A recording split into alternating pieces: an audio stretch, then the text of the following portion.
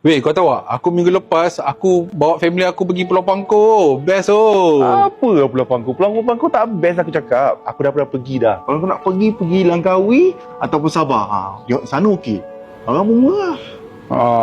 Tak adalah, bukan apa sebab family aku tak pernah pergi Pangkor lagi. Nanti aku bawa tapi kau tahu tak? Masa kat sana kan, aku bawa family aku pergi makan kat kedai makanan laut tepi pantai. Memang baik.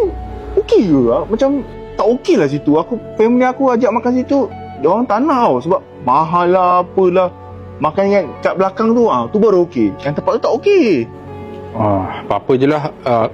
Aku lupa nak cakap dengan kau. Pakcik aku baru lepas beli kereta baru. Dia beli Proton Beza. Okey, Kau boleh baik. beli beza baik kau beli kereta X50 Proton tu. Beza 200 je. Kau nak beli beg kereta kau cari aku.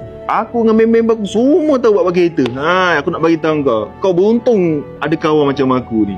Bab kereta kita orang expert.